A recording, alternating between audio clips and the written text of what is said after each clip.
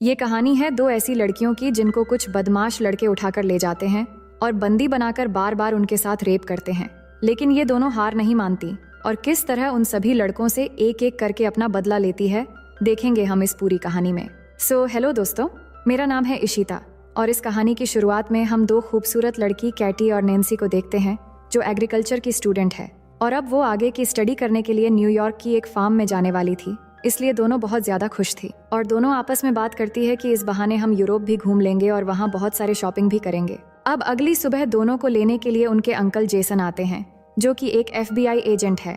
उसके बाद जब वो दोनों जेसन के घर जाते हैं तो वहाँ उनकी मुलाकात जेसन की गर्लफ्रेंड से होती है जो उन्हें देखकर बहुत खुश होती है। अब इस शहर में आने के बाद कैटी और नैन्सी अपना नाम भी नया रखने का सोचती है। जहाँ कैटी अपना नाम हैदर तो नैन्सी अपना नाम रिप्ली रखती है। अब अगले दिन जेसन उन्हें बस स्टॉप पर लेकर आता है क्योंकि कैटी और नैन्सी को स्टडी के लिए एग्रीकल्चर फार्म जाना था। यहाँ पर जेसन इन दोनों के साथ ही न्यूयॉर्क जाने वाली बस का वेट करने लगता है, लेकिन कैटी जेसन को कहती हैं कि बस कुछ ही देर में यहाँ आ जाएगी, आप अपने काम के लिए निकल जाएं, हम पहुँचते ही आपको मैसेज कर देंगे। जिस पर जेसन उन्हें कहता है कि तुम कोड वर्ड इस्तेमाल करना जिससे मैं समझ जाऊंगा कि तुम दोनों सेफली पहुँच गए हो। जिसके बाद कैटी कहती है कि मैं एप्पल वर्ड यूज करूंगी, लेकिन जेसन कहता है कि तुम हर बार अलग अलग अल्फाबेट यूज करना ताकि कोई तुम्हारे कोड वर्ड को न समझ सके। अब यहाँ पर रोड से गुजर रहे दो लड़के कैटी और नैन्सी को देखते हैं, तभी जेसन भी अपने काम के लिए वहाँ से चला जाता है और उसके जाने के बाद कैटी और नैन्सी पास के एक रेस्टोरेंट में कॉफी पीने जाते हैं जहाँ पर वो लड़के भी आ जाते हैं जो उन्हें कुछ देर पहले देखकर गुजर रहे थे।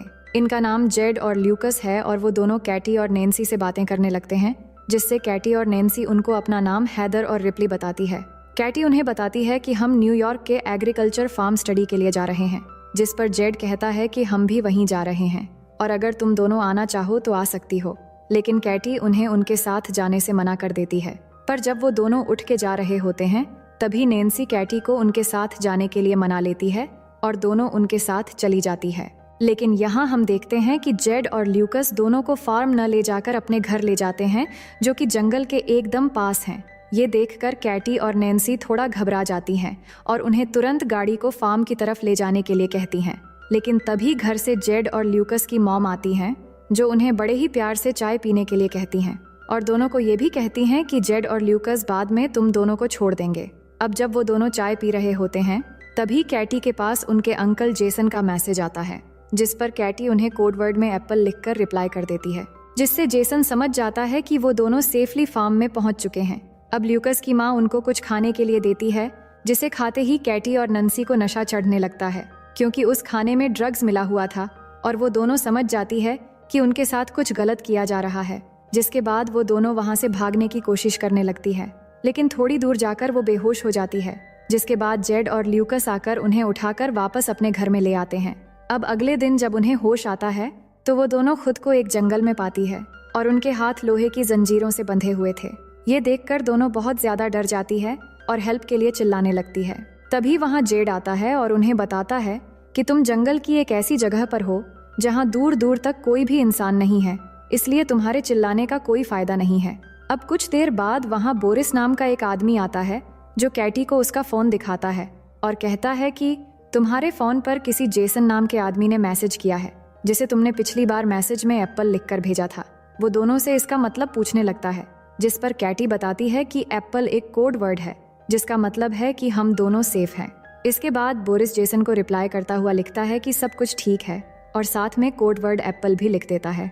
इसके बाद वो लोग कैटी और नैन्सी को उनके सामने ही नहाने के लिए फोर्स करते हैं। तभी शरीफ नाम का एक पुलिस ऑफिसर वहां आता है, जिसे देखकर कैटी और नैन्सी उससे मदद मांगने लगती है। लेकिन कुछ देर बाद उन्हें पता चलता है कि वो पुलिस ऑफिसर भी जेड और ल्यूकस से मिला हुआ है और ये देखकर वो दोनों और भी ज्यादा डर जाती है। अब यहाँ कैटी और नैन्सी उन लोगों को समझाने की कोशिश करती है कि प्लीज हमें यहाँ से जाने दो, हम किसी को कुछ नहीं बताएंगे और तुम लोग चाहो तो हम तुम्हें बहुत सारे पैसे भी दे देंगे। लेकिन वो उनकी एक भी बात नहीं सुनते। जिसके बाद हम देखते हैं कि वो पुलिस वाला वायाग्रा की टेबलेट खाता है और अपने लिए कैटी को चूज करता है। इसके बाद हम उस पुलिस ऑफिसर को कैटी के कंटेनर से बाहर आते देखते हैं, जिससे हमें पता लगता है कि उसने कैटी के साथ जबरदस्ती किया है। वहीं दूसरी ओर हम जेसन को देखते हैं, जिसको कैटी और नैन्सी की बहुत चिंता हो रही थी क्योंकि कैटी ने मैसेज में एप्पल वर्ड को दोबारा इस्तेमाल किया था और उधर वो लोग नैन्सी के कंटेनर में एक सनकी और नशेड़ी आदमी को भेजते हैं, जो अंदर जाकर नैन्सी के पेट पर जलती हुई सिगरेट लगा देता है और वो जोर जोर से चीखने चिल्लाने लगती है और उसके बाद वो नैन्सी के साथ जबरदस्ती करता है। यहाँ पर ये सभी लोग हैवानियत की सारी हदें पार कर चुके थे। असल में ये लोग कैटी और नैन्सी से जबरदस्ती धंधा करवा रहे थे। वहीं जेसन कैटी और नैन्सी के बारे में पता लगाने के लिए न्यूयॉर्क एग्रीकल्चर फार्म में कॉल करता है, तो उसे पता लगता है कि वो दोनों एक बार भी यहाँ नहीं आए, जिससे जेसन समझ जाता है कि वो दोनों किसी बड़ी मुसीबत में है, इसलिए वो तुरंत उन्हें ढूंढने के लिए निकल जाता है। वहीं कैटी और नैन्सी के साथ और भी ज्यादा बुरा हो रहा था, क्योंकि अब जो अगला कस्टमर था उसके आने से पहले जेड और ल्यूकस दोनों लड़कियों के मुंह पर मास्क पहना देते हैं और वो कस्टमर भी एक पिग वाला मास्क पहन लेता है। इसके बाद जेड और ल्यूकस उस कस्टमर को कैटी और नैन्सी के चेहरे से मास्क उतारकर उनके चेहरे दिखाता है, जिससे दोनों लड़कियां उस पिग मास्क वाले आदमी को देखकर और भी ज्यादा डर जाती हैं और जोर जोर से चिल्लाने लगती है। जिसके बाद वो आदमी नैन्सी को चूज करता है और उसे कंटेनर में ले जाकर उसके साथ जबरदस्ती करता है। अब उसके जाने के बाद जब कैटी नैन्सी के पास जाती है तो वो देखती हैं कि नैन्सी की हालत बहुत ज्यादा खराब हो गई है। वहीं दूसरी तरफ जेसन पुलिस स्टेशन पहुंचता है और एक पुलिस ऑफिसर से मिलता है। ये वही पुलिस ऑफिसर हैं जिसने कैटी के साथ जबरदस्ती की थी। जेसन उसे कैटी और नैन्सी की किडनैप के बारे में बताता हुआ कहता है कि वो भी एक FBI एजेंट है, जिस पर पुलिस ऑफिसर जेसन से पूछता है कि आपको कैसे पता कि वो दोनों किडनैप हुई है, जिस पर जेसन कहता है कि उसने अपनी भतीजी कैटी को कोडवर्ड एक ही बार इस्तेमाल करने के लिए कहा था, लेकिन कैटी ने एक ही कोडवर्ड को दोबारा इस्तेमाल किया है, जिससे मुझे लग रहा है कि वो कई मुसीबत में है और शायद किडनैप हो गई है। वही जंगल में बोरिस को ये पुलिस ऑफिसर सारी खबर दे देता है कि कैटी के अंकल एक FBI एजेंट है और कैटी ने हम लोगों को उस कोडवर्ड के बारे में गलत इन्फॉर्मेशन दी थी। अब बोरिस वहां जाकर जेड को कैटी के कंटेनर से थोड़ा दूर ले जाकर उससे बात करता है कि इन दोनों लड़कियों को जल्द से जल्द ठिकाने लगाना होगा, वरना हम मुसीबत में पड़ सकते हैं और हमें शहर से आने वाली और भी नई लड़कियों को पकड़ना है। वहीं कैटी अपने कंटेनर के पास खड़ी होकर चुपके से उनकी सारी बातें सुन रही थीं। इसके बाद बोरिस कैटी के कंटेनर में जाकर उससे जबरदस्ती करता है। वहीं दूसरी ओर जेसन भी वही रेस्टोरेंट पहुंचता है जहां पर कैटी और नैन्सी को वो दोनों लड़के मिले थे और वहां काम कर रहे एक आदमी से कैटी और नैन्सी के बारे में पूछता है, जिससे वो आदमी बोरिस की गाड़ी के बारे में बता देता है। अब अगले दिन कैटी नैन्सी को बताती है कि ये लोग हमें मारने की प्लानिंग कर रहे हैं। तभी वहां जेड और बोरिस उसी नशेड़ी आदमी को अपने साथ लेकर आते हैं जिसने कैटी के साथ जबरदस्ती की थी और उसको कहते हैं कि हम दोनों जल्द ही वापस आ रहे हैं, तब तक तुम दोनों लड़कियों पर कड़ी नजर रखना ताकि ये कहीं भाग ना जाए।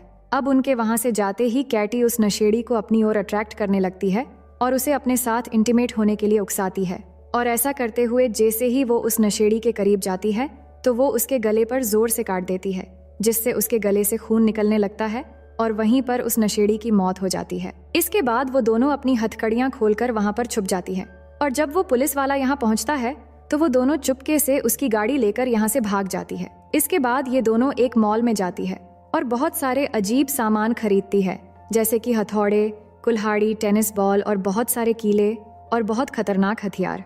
इसके बाद वो मॉल की कैशियर के पास जाकर उससे बोरिस के घर का एड्रेस पूछती है, जिस पर वो उन्हें बोरिस का एड्रेस बता देता है।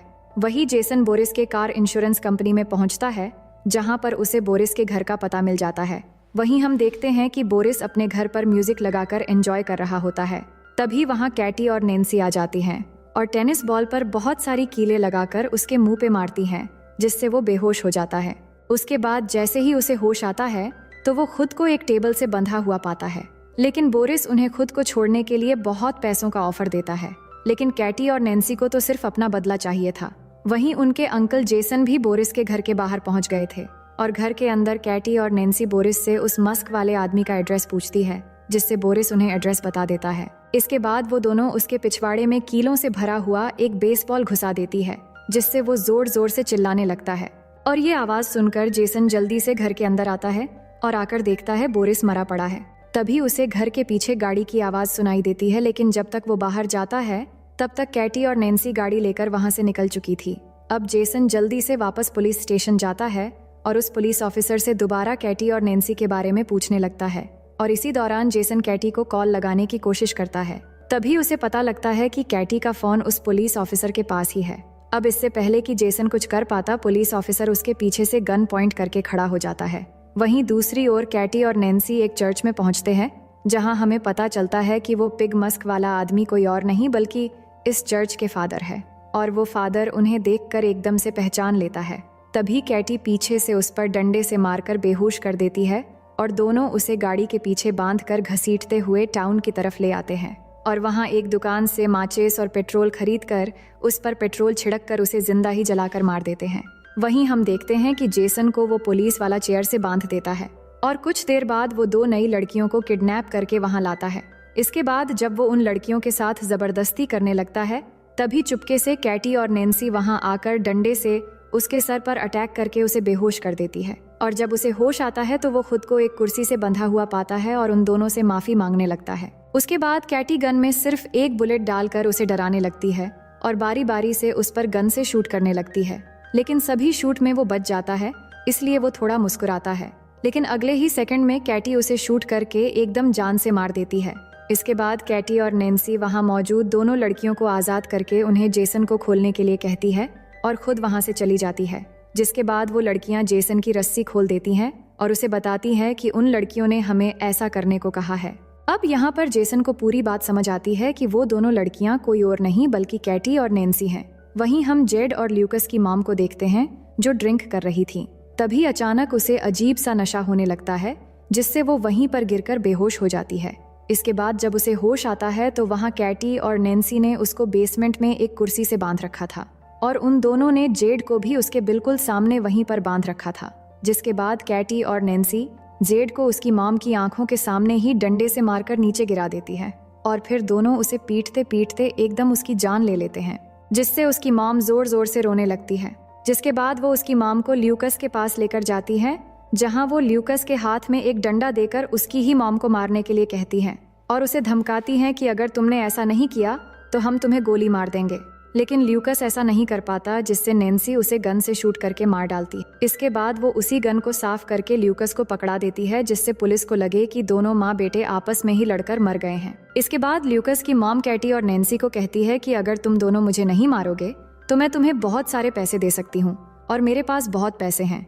लेकिन उसकी बात सुनकर कैटी और नैन्सी बहुत हंसती है और फिर कैटी एक कटिंग मशीन से बहुत ही बेरहमी से उसकी सर काट के अलग कर देती है। अब आगे हम देखते हैं कि कुछ दिनों बाद अंकल जेसन कैटी और नैन्सी के घर जाते हैं और उन्हें अपने साथ लेकर दोबारा से न्यूयॉर्क आ रहे होते हैं और इसी सीन को दिखाते हुए ये मूवी यहीं पर खत्म हो जाती है। तो दोस्तों, आप अगर यहाँ तक वीडियो देख चुके हो तो बेहद शुक्रिया और वीडियो को लाइक और चैनल को सब्सक्राइब करना मत भूलिएगा। बाकी हम मिलते हैं एक और नई स्टोरी के साथ।